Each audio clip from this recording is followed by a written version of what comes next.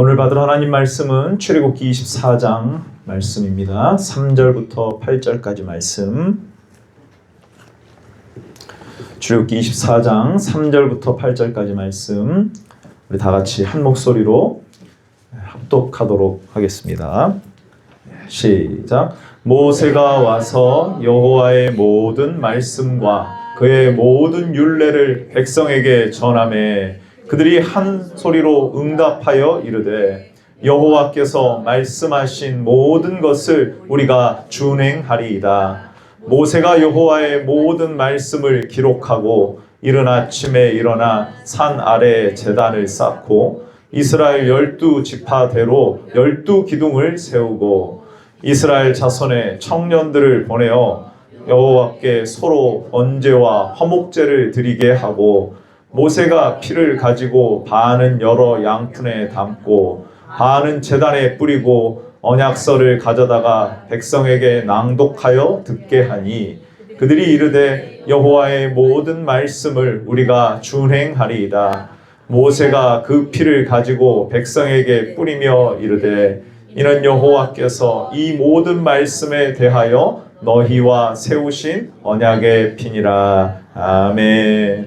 우리 제목을 같이 한번 따라해 보겠습니다. 언약 백성의 응답 10계명. 언약 백성의 응답 10계명. 우리가 신앙생활하는 데 있어서 가장 중요하고 기본이 되는 세 가지가 있습니다. 무엇일까요? 사도신경과 10계명과 주기도문입니다. 사도신경은 뭐예요? 당신은 무엇을 믿습니까? 저는 믿습니다. 삼위일체 하나님의 구원을 믿습니다. 한번 따라해 봅시다. 삼위일체 하나님의 구원을 믿습니다. 삼위일체 하나님의 구원을 믿습니다. 아멘입니다. 그렇게 구원받은 자가 어떻게 하나님의 뜻대로 살아갈 것인가? 그것은 바로 10계명에 나와 있는 줄로 믿습니다. 그리고 그 뜻대로 살아가는 데 있어서 우리의 힘으로 할 수 없기 때문에 하나님께서 우리에게 기도라는 방편을 허락해 주셨어요.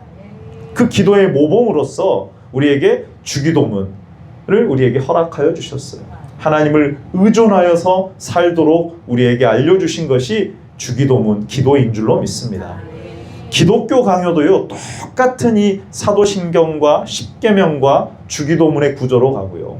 웨스트민스터 소요리 문답 신앙 고백도 똑같이 이런 구조로 갑니다. 이 세 가지가 우리의 신앙생활에 있어서 반드시 있어야 되고 이 세 가지를 중심으로 여러분들이 신앙생활하면 하나님이 보시기에 좋은 성도가 될 줄로 믿습니다. 아멘. 그렇다면 우리가 드리는 이 예배에도 이 세 가지의 요소가 들어가야 돼요.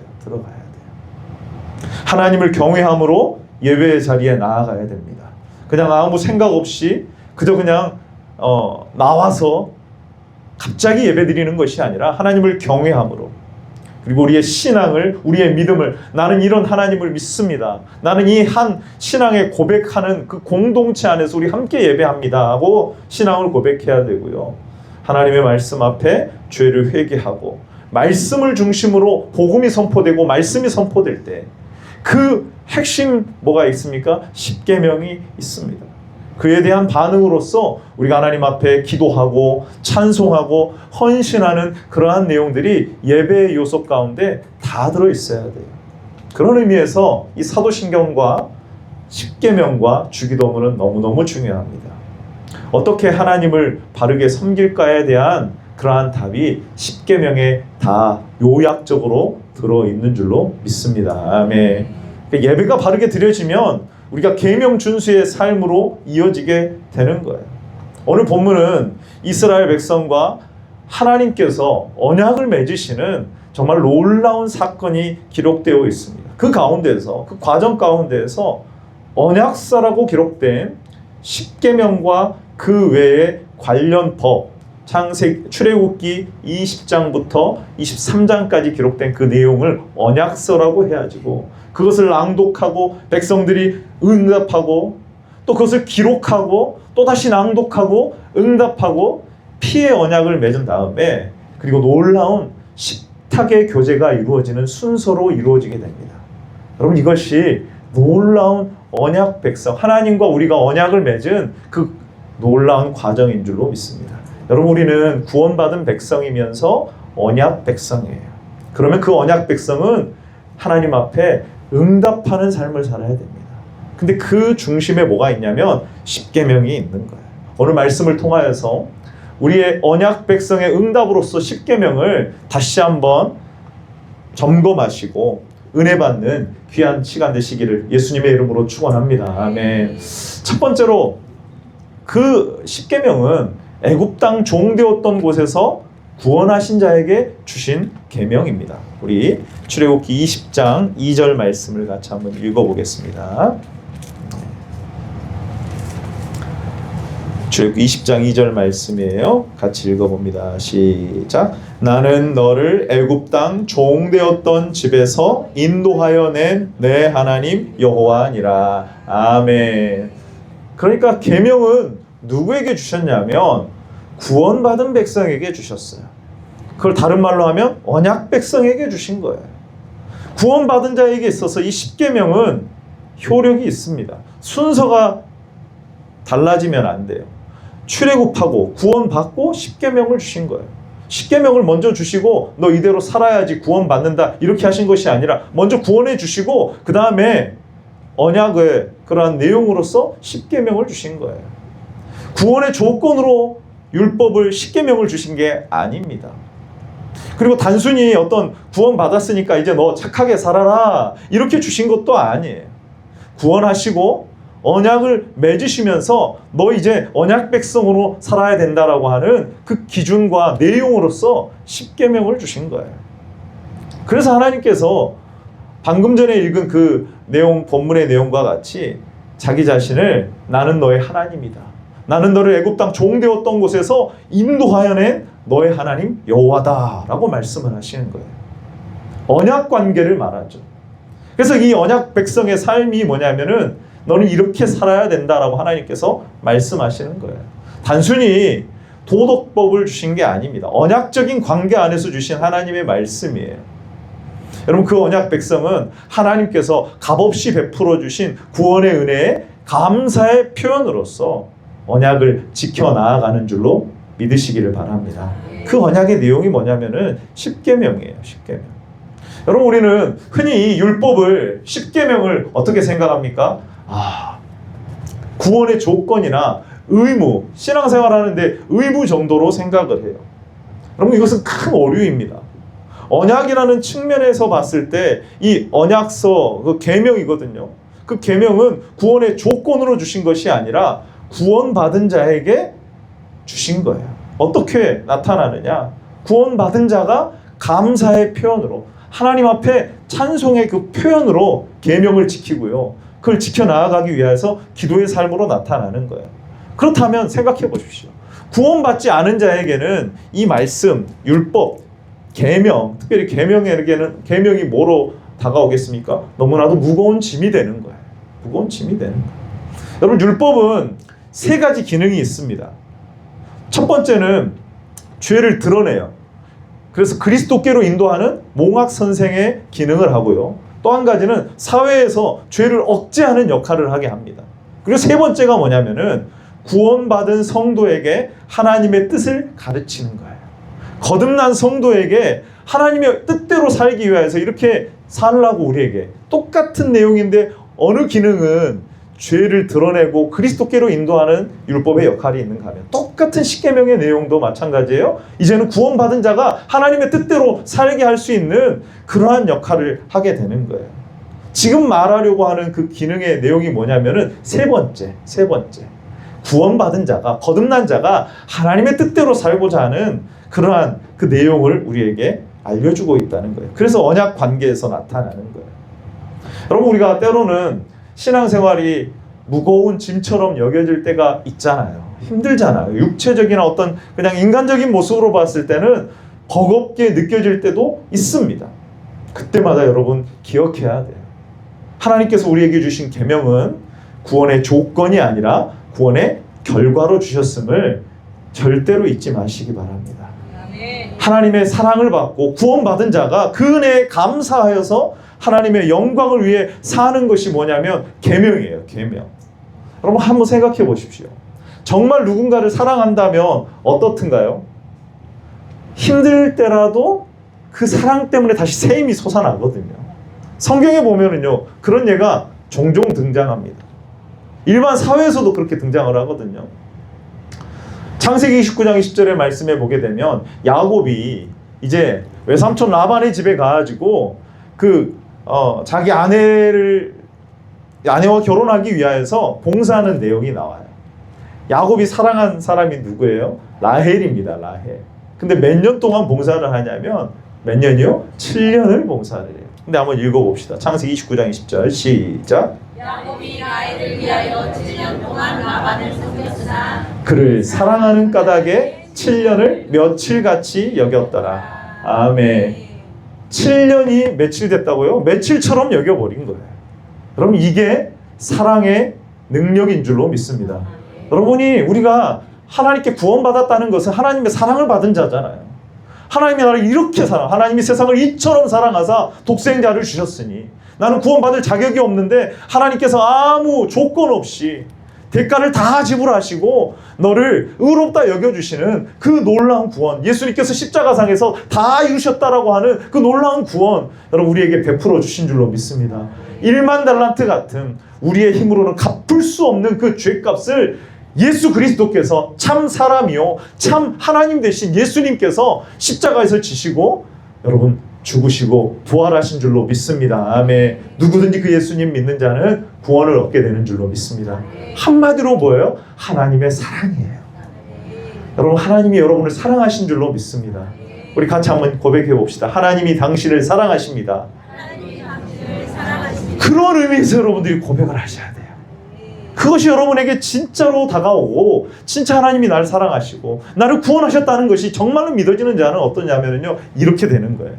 야곱이 라헬을 위하여 몇 년을 봉사해요? 7년을 봉사하는데 며칠 같은 거예요. 며칠. 정말 사랑하면 어떨까요? 그리고 섬깁니다. 섬겨요. 출애굽기 21장에 보면은 종이 자유인이 될 수 있는 그때가 됩니다.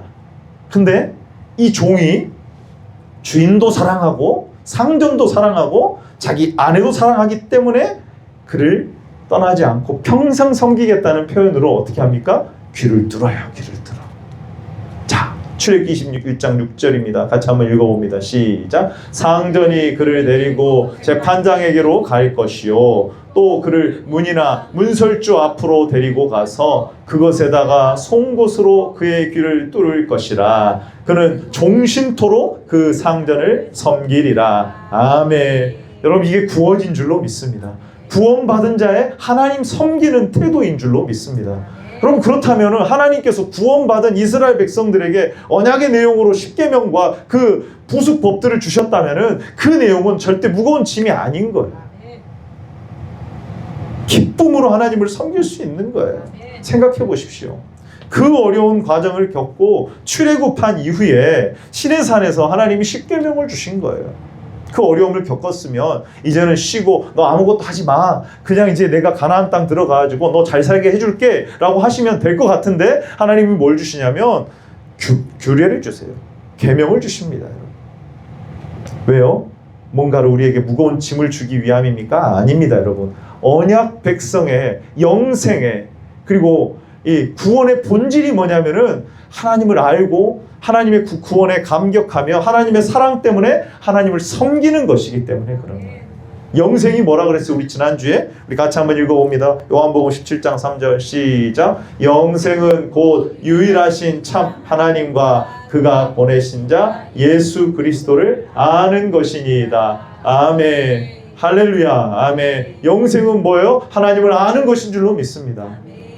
하나님의 사랑을 알아서 그 사랑 때문에 내가 하나님을 섬기고 예배하고 주님의 뜻대로 살아가는 그 삶 자체가 뭐냐면 영생이에요. 영생.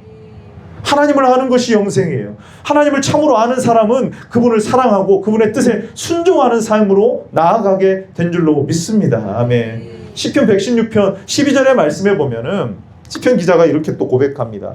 이게 어떻게 보면 우리의 신앙생활의 이 성격이거든요. 같이 한번 읽어봅니다. 시작. 내게 주신 모든 은혜를 내가 여호와께 무엇으로 보답할까? 아멘. 하나님이 우리를 먼저 사랑하신 줄로 믿습니다. 독생자 예수 그리스도를 보내어 주신 줄로 믿습니다. 그리고 그분 때문에 내가 구원받은 줄로 믿습니다. 의롭다 여겨주신 줄로 믿습니다. 그럼 내가 그 사랑에 어떻게 반응할까? 어떻게 보답할까? 그것으로 여러분 우리가 뭐 죄를 갚는 거 아니에요. 그것이 어떻게 우리가 하는 헌신과 수고가 하나님의 나라와 그 하나님의 영광에 얼마나 뭐 보탬이 되겠습니까? 그런데 불구하고 우리의 태도는 어때요? 그렇게 하는 거예요. 마치 술라미 여인이 솔로몬 왕에게 자기가 갖고 온 그 과수원의 과일을 대접하고 싶은 그 마음 다 있는데, 솔로몬 왕은 다 있는데 그대로 섬기는 거예요.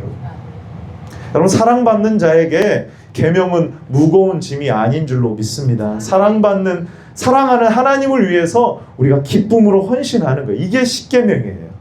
여러분 십계명은 우리를 구원하기 위하여서 주신 조건이 아니라 우리를 먼저 구원하신 하나님께서 자기 백성에게 주신 삶의 길인 줄로 믿습니다. 그러므로 성도는 계명을 의무로만 받아들이는 것이 아니라 사랑과 감사로 순종하십시오. 하나님께 받은 은혜가 클수록 그분 뜻대로 살게 될 줄로 믿습니다. 아멘. 두 번째는요, 언약서로서의 십계명을 낭독하게 됩니다. 총 2번에 걸쳐서 오늘 본문에 보면은 낭독을 하거든요. 3절과 7절에 걸쳐서. 자, 우리 오늘 본문 말씀 3절 먼저 같이 읽어봅니다. 시작. 모세가 와서 여호와의 모든 말씀과 그의 모든 율례를 백성에게 전하매 그들이 한 목소리로 응답하여 이르되 여호와께서 말씀하신 모든 것을 우리가 준행하리이다. 아멘. 자, 첫 번째 낭독했죠. 그리고 백성들이 응답했습니다. 그리고 그것을 기록해요. 그리고 나서 이제 제사를 드리고 나서 그 다음에 또다시 낭독을 합니다. 7절이에요. 7절 같이 한번 읽어봅니다. 시작. 언약서를 가져다가 백성에게 낭독하여 듣게 하니 여호와의 모든 말씀을 우리가 준행하리이다. 아멘. 그 다음에 보면은 이제 피를 양쪽에 백성들과 제단에 이렇게 뿌린 다음에 놀라운 일이 일어나거든요. 9절부터 보시게 되면은 장로 70인가 모세가 일어나가지고 하나님과 뵙고 먹고 마시는 엄청난 일이 일어납니다. 우리 11절도 같이 한번 읽어볼까요? 11절 시작. 하나님이 이스라엘 자손들의 존귀한 자들에게 손을 대지 아니하셨고 하나님을 뵙고 먹고 마셨더라. 아멘 아멘. 어떤 것이 이루어진 거예요? 하나님과의 교제가 이루어지게 된 거예요. 여러분 어떻게 죄인인 우리가 하나님을 알 수 있고 하나님을 섬길 수 있고 하나님 뜻대로 살아갈 수 있습니까? 불가능한 거죠. 하나님과 교제할 수 있다 그 말입니까? 불가능한 거예요. 근데 이게 이루어지니까 되는 거예요. 그럼 첫 번째 낭독은 모세가 말로 전합니다. 근데 두 번째 낭독은요, 기록하고 나서 이제 기록된 문서를 또다시 낭독을 해요. 그 문서를 7절에 보니까 뭐라고 표현하느냐? 언약서라고 표현을 합니다. 십계명만 기록된 건 아니고 이제 21장부터 23장까지의 내용도 다 기록된 내용으로 봐야 돼요. 그래서 이걸 언약서라고 해요. 구두로 해서 들었을 때에도 뭐 했어요? 우리가 준행하겠습니다. 동의합니다. 자원해서 하는 거예요. 누가 억지로 한 사람 아무도 없습니다. 자원해서 한 거예요. 자원해서. 근데 여러분 말로 할 때는 그것이 기억이 희미해질 수도 있고 그렇죠. 그러니까 하나님께서 이번에는 기록하게 하시죠. 모세를 통하여서. 그리고 기록된 그 말씀을 이제는 다시 읽습니다. 다시 7절에. 그 언약의 내용으로 하나님과 우리 사이에 언약의 내용으로 받아들이겠습니다. 그리고 그걸 지키겠습니다 하는 표현이에요. 여러분 마찬가지로 우리가 예배 때 하는 것들이 바로 그런 것과 같습니다. 하나님의 말씀이 읽어집니다. 그리고 그것이 해석되고 선포되어집니다. 그러면 우리가 그 하나님을 믿습니다. 그 하나님의 구원을 받아들이고 감사합니다. 그 하나님의 말씀을 이제는 뭐 하겠다고요? 말씀대로 믿고 따르겠습니다 라는 내용이 이루어지게 됐죠. 이 내용하고 과정이 똑같지 않습니까? 그러니까 여러분 우리가 이 십계명을 그저 그냥 간혹가다 한 번씩 그냥 뭐 잊어먹을 때 되면은 그렇게 떠올리는 정도가 아니라 이 십계명을 우리가 할 수만 있으면 자주 우리가 그렇구나. 이것이 하나님을 섬기는 방법이구나. 이것이 하나님과 우리가 맺은 언약의 내용이구나 하고 다시 한번 확인해야 되는 거예요. 여러분, 그런데 우리가 기억해야 될 것은 뭐냐면은 단순히 읽는 데서 멈추면 안 된다는 거예요. 구약으로 우리는 돌아가는 건 아니거든요. 어떤 의식을 또 만드는 건 아닙니다. 예배의 순서 하나하나도 다 의미가 있거든요. 그 의미를 생각하고 그 의미대로 정말 전심으로 하나님 앞에 예배할 때 그 예배가 하나님이 받으시고 여러분 그 예배를 하나님께서 기뻐하실 줄로 믿습니다. 여러분 예배가 온전히 드려지면 그 사람의 삶은 어떻겠어요? 하나님이 책임져 주시는 줄로 믿습니다. 예배가 온전히 드려지면은요. 그런데 여러분 그 과정 가운데 그 순서 가운데 저는 이 십계명도 뭐 매주는 아닐지라도 제가 좀 이따 설명하겠지만 우리 귀에 낭독이 되어져야 되지 않는가. 그래서 하나님께서는요, 우리가 구약으로 돌아가는 것은 아닙니다. 생각해 보십시오. 이렇게 구두로 선포가 됐어요. 두 번째는 기록된 문서가 다시 한번 낭독이 됐습니다. 그런데 거기서 멈추지 않고요. 하나님께서는요, 우리의 마음에 할례를 행하시겠다고 말씀하십니다. 여러분 우리가 말로 듣는 거 행하겠다고 하는데 잘 돼요? 안 돼요? 잘 안 되죠. 기록된 그것을 가지고 피로 이렇게 했는데도 불구하고 이스라엘 백성들이 그거 철저히 지켜서 뭐 계속 이어집니까? 그렇지 않습니다. 그래서 여러분 하나님은 다 알고 계세요. 신명기 30장 6절을 한번 봅시다. 같이 한번 읽어봅니다. 시작. 내 하나님 여호와께서 내 마음과 내 자손의 마음에 할례를 베푸사 너로 마음을 다하며 뜻을 다하여 내 하나님 여호와를 사랑하게 하사 너로 생명을 얻게 하시니. 아멘. 마음의 세례와 같은 하나님이 거듭나게 하시고 새 마음을 주시고 은혜를 베풀어 주셔서 정말 이제는 하나님을 사랑하는 백성들. 근데 그 내용이 뭔지 아세요? 예레미야 31장에 보면은 할례가 바로 이거라는 걸 알 수 있어요. 31장 33절입니다. 예레미야 시작. 그러나 그날 후에 내가 이스라엘 집과 맺을 언약은 이러하니 곧 내가 나의 법을 그들의 속에 두며 그들의 마음에 기록하여 나는 그들의 하나님이 되고 그들은 내 백성이 될 것이라 여호와의 말씀이니라. 아멘. 그저 그냥 말로만 되는 것도 아니고 기록된 문서로만 되는 것도 아니고 심지어는 하나님께서 그 율법을 어디다 우리 새기시겠다고요? 우리의 마음에 새기시겠다고. 자원하여서 하나님을 섬기는 이게 새 언약 백성이거든요. 그러니까 그냥 아무 생각 없이 한 의식의 과정으로서 십계명을 낭독하고 계명을 낭독하고 우리가 준행하겠습니다. 이 정도 끝나는 게 아니라 이제는 분명한 목적을 가지고 이것이 낭독되어야 돼요. 하나님의 계명이 의식화되고 의미 없이 의식 자체가 되어버리면 안 돼요. 여러분 칼빈이 제네바에서 예배를 할 때에도 그 과정 가운데서도 십계명은 중요한 요소로 사용이 됐습니다. 특별히 설교 후에 하나님의 뜻을 다시 듣고 기도와 연결하는 그 과정 가운데 십계명이 낭독이 됐어요. 아, 하나님 우리가 죄인입니다. 하나님의 복음의 말씀을 들었습니다. 이제는 우리가 그 말씀대로 살아가기를 원합니다. 그 기준이 어디에 있어요? 십계명이 딱 있잖아요. 근데 그 뜻대로 살아가기 위해서는 우리가 능력이 있어요? 없어요? 없어요. 그러니까 여러분 뭘 구하냐면 성령의 도우심을 구하는 거예요. 기도를 왜 해야 되냐면 그래서 해야 되는 거예요. 그러니까 여러분 십계명을 설교 앞에 두는 경우도 있었고 뒤에 두는 경우도 있었거든요.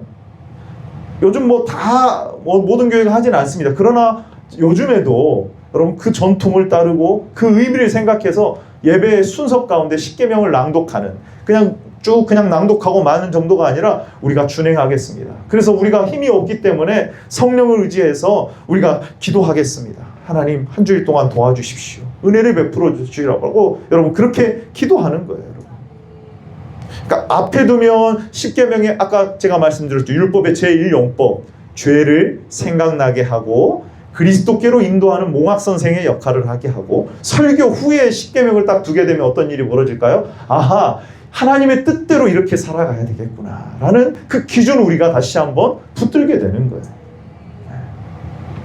그런데 여러분 우리는 예배 순서에 많이 안 넣었었죠. 지금도 물론 안 넣고 웨스트민스터 그 예배 모범에는요 사도신경이나 십계명을 의무적으로 명시하진 않습니다. 왜냐하면은 그것이 고착화될까봐, 의식화될까봐. 그래서 각 교회마다 재량껏 정말 그 의미를 생각해서 넣을 수도 있고 뺄 수도 있는 그런 과정이거든요. 그것이 잘 발달된 교회는요, 네덜란드에 보면은 개혁교회 전통에 따르면 매월 한 번 십계명을 의무적으로 그렇게 낭독하게 했어요. 혹은 절기 때 성찬과 함께 십계명을 낭독을 했습니다. 여러분 오늘 말씀에도 보면은요, 그렇게 쭉 2번이 낭독이 되고 나서 그 다음에 이제 피의 언약을 피를 뿌리잖아요. 그 다음에 이제 하나님과 놀라운 영광스러운 교제가 이루어지잖아요. 그럼 신약에 한번 떠올려 보십시오. 뭐가 떠오르십니까? 성찬이 떠오르잖아요. 그러니까 이 과정이 전부 다 그 예배의 한 과정으로서 우리가 이거 성경에 기록되어 있으니까 이건 반드시 해야 돼. 의미도 모른 채 어떤 뭐 찬송하고 기도하고 이렇게 많은 게 아니라 하나하나 의미가 분명하구나. 이게 설교 전에 있을 때에는 이런 의미가 가지고 있고 설교 후에 이렇게 될 때는 이런 의미가 있고, 그리고 성찬을 하는 의미에도 이렇게 말씀을 받고 우리가 하나님의 뜻대로 살아가고 그리스도와 연합되어서 교회로서 어떻게 살아가야 될지 보이는 말씀으로서 성찬을 하는 그런 차원이거든요. 그러니까 매주 뭐 어떤 해야 되는 의무적으로 우리가 성찬을 해야 되는 건 아니에요. 그렇다고 해가지고 우리 교단에 뭐 많은 교회들이 그렇게 하고 있지만 그건 잘못된 건 아닙니다. 그렇게 하는 교회가 있을 수 있어요. 그러나 1년에 2번 정도는 너무 적은 것 같아요. 그래서 저는 내년에는 2달에 1번 정도, 그리고 그 다음에는 한 달에 1번 정도 성찬을 하고 그때마다 한 달에 1번 정도 십계명을 낭독하면 어떨까 생각을 해봅니다. 매주 하게 되면은 우리가 그것을 되새기지 않으면 혹시 의식화될까봐 좀 두렵기는 해요. 사랑하는 귀한 성도 여러분, 십계명을 낭독하고 되새기며 기억함으로써 우리가 하나님과 언약 관계에 있음을 확인할 수 있는 은혜의 시간이 되시기를 바랍니다. 그 하나님을 기쁘시게 하기 위하여서 내가 이 십계명을 근거로 해서 내가 살아가야 되겠다 다짐하고 결단하는 시간이 되셔야 돼요. 여러분 오늘 말씀을 통하여서 십계명을 낭독하고 기록하며 다시 또 들려주십니다. 그 말씀을 듣고 준행하리라고 응답하잖아요. 여러분 십계명 낭독하는 것은요 단순한 의식이 아니라 우리도 오늘 하나님의 말씀을 듣고 그 말씀의 언약 백성으로 응답하겠다는 반응인 줄로 믿습니다. 아멘. 그리고 나서 이제 마지막 3번째입니다. 이제 백성들이 어떻게 반응하는지 보십시오. 똑같이 3절 7절에 2번 반응하거든요. 우리 같이 한번 3절 같이 한번 읽어봅니다. 시작. 모세가 와서 여호와의 모든 말씀과 그의 모든 율법을 백성에게 전하매 그들이 한 소리로 응답하여 이르되 여호와께서 말씀하신 모든 것을 우리가 준행하리이다. 아멘. 7절도 다시 한번 읽어봅니다. 시작. 언약서를 가져다가 백성이 낭독하여 그들이 이르되 여호와의 모든 말씀 우리가 준행하리이다. 아멘. 우리 한번 따라해 봅시다. 우리가 여호와의 모든 말씀을 우리가 준행하리이다. 여호와의 모든 말씀을 우리가 준행하리이다. 아멘. 이게 기본적으로 아멘이 돼야 돼요. 예배가 끝나고 나서는 아멘. 여호와의 모든 말씀을 우리가 준행하겠나이다. 여러분 이것이 우리의 고백이 돼야 될 줄로 믿습니다. 아멘. 오늘 여기 한글로 번역될 때에는 모든 것을 우리가 준행하리이다라고 똑같이 번역이 됐는데요. 사실 7절에서는 하나가 더 있습니다. 듣는다라고 하는 베니시마라고 하는 우리가 행하리이다에서 끝난 게 아니라 청종하리이다. 들음과 순종이 더 그러니까 확대돼서 고백하는 내용이 나와요. 똑같은 대답 정도가 아니라 구체적인 응답이죠. 여러분 하나님의 말씀이 선포될 때 우리가 아멘 해야 되는 이유도 있고요. 그리고 이제 구체적으로 어떻게 살아가야 될지 십계명이나 이런 계명을 통하여서 우리가 믿음으로 응답해야 됩니다. 그 후에 피 뿌리는 그 의식이 있고 놀라운 식탁의 교제가 이루어지는 것을 보게 됩니다. 히브리서에 보면은요 이것을 해석을 하고 있는데 히브리서 12장 22절의 말씀에 보게 되니까 신약 교회를 향하여서 이렇게 말을 합니다. 같이 한번 읽어볼까요? 시작. 그러나 너희가 이른 곳은 시온 산과 살아계신 하나님의 도성인 하늘의 예루살렘과 천만 천사와 하면서 쭉 그 다음에 24절에 보니까 시작. 새 언약의 중보자이신 예수와 및 아벨의 피보다 더 나은 것을 말하는 뿌린 피니라. 아멘. 그러니까 출애굽기 24장이 거기서 멈춘 것이 아니라 그리스도의 십자가에서 성취가 되었다는 거예요. 이것이 예배 가운데서 우리 가운데서 이루어지게 된 거예요, 여러분. 신약의 교회가 그 이룬 곳이 뭐냐면은 바로 예배의 자리인 거예요. 다시 말해서 출애굽기 24장이 그리스도 안에 성취되었고 예배 가운데 드러나게 됩니다. 여러분, 이스라엘 백성들을 구원하셨습니다. 하나님께서 시내 산에서 언약을 맺으시고 계명을 주시죠. 그리고 그들이 순종하겠다고 말하며 기도하며 교제가 이루어져요. 그럼 신약의 교회도 똑같잖아요. 복음이 선포됩니다. 말씀이 선포됩니다. 믿음이 고백되어지죠. 하나님의 뜻 순종하겠습니다. 응답하고요. 기도하며 성찬과 교제가 이루어지게 됩니다.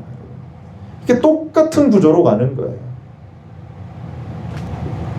여러분, 예수님께서도 마태복음 26장 28절에 보면은 이렇게 나와 있습니다. 같이 한번 읽어봅니다. 시작. 이것은 죄사함을 얻게 하려고 많은 사람을 위하여 흘리는 바 나의 피 곧 언약의 피니라. 아멘. 여러분, 신의 산의 언약도 말씀과 피로 세워지듯이 새 언약도 그리스도의 말씀과 십자가의 피로 세워진 줄로 믿습니다. 여러분, 오늘날 예배 가운데서 이것이 계속해서 확인되고 그렇습니다. 내가 예수 그리스도의 피로 말미암아 구원받았습니다. 이제는 그 말씀대로 하나님의 영광을 위해 살기를 원합니다. 근데 어떻게 살지를 모르는 거예요. 답이 나와 있잖아요. 여러분, 십계명을 근거하여 살아가시기를 바랍니다. 아멘. 여러분, 예배 때마다 재확인돼야 되거든요. 근데 그러면은 한 번만 확인하면 되지 왜 또 해야 되는가? 그럼 그리스도와 교회가 지금 무슨 관계에 있어요? 혼인 관계에 있어요. 근데 혼인잔치는 예수님이 재림하여 오실 때 이루어지잖아요. 근데 이 서약은요, 단번에 이루어지고 효력이 소멸되지 않습니다. 근데 그 약속의 관계에 있는 부분은요, 어떻게 하냐면 매일 그 관계를 신뢰와 사랑으로 지속적으로 확인을 해야 돼요. 혼인 관계가 유효하지 않아서가 아니라 이제는 신랑 되신 예수님을 우리가 맞이할 때까지 그 관계를 유지해야 돼요. 계속해서. 새 언약도 마찬가지입니다. 이 언약의 효력은 단번에 영원히 확정된 줄로 믿습니다. 아멘. 근데 그 언약 관계는요, 우리의 매 예배 삶 가운데서, 그 예배 가운데서 계속 유지가 돼야 되는 거예요. 예배 가운데서 그것이 고백되어지고 확인되어져야 됩니다. 하나님의 말씀이 선포되면 하나님의 백성들이 아멘, 그리고 우리가 이렇게 하나님을 섬기겠습니다, 십계명을 통하여서 우리가 그것에 동의하고 우리가 준행하겠나이다, 청종하겠나이다. 그럼에도 우리가 연약하기 때문에 기도로 하나님을 전적으로 의지해야 됩니다. 그리고 그것을 보이는 말씀으로서 성찬을 통하여서 그것을 기억하고 기념하고 하나님의 나라와 그리스도를 마주하게 될, 그리고 혼인잔치를 소망하면서 나아갈 수 있는 저와 여러분들 되시기를 바랍니다. 아멘. 오늘 말씀을 통하여서 여러분, 우리가 어떤 놀라운 은혜 가운데 있는지 다시 한번 기억하시는 저와 여러분들 되시기를 바랍니다. 하나님께서 이스라엘 백성들을 구원해 주시고 그 언약서로 계명을 주신 줄로 믿습니다. 하나님의 백성은요, 말씀을 듣는 것에서 끝나지 않고 우리가 준행하리이다, 응답해야 될 줄로 믿습니다. 아멘. 그것조차 우리의 힘으로 되지 아니하고 성령의 도우심으로 됩니다. 참된 예배는 말씀을 듣고 믿음으로 응답하여 순종으로 나아가는 예배인 줄로 믿으시기를 축원합니다. 아멘.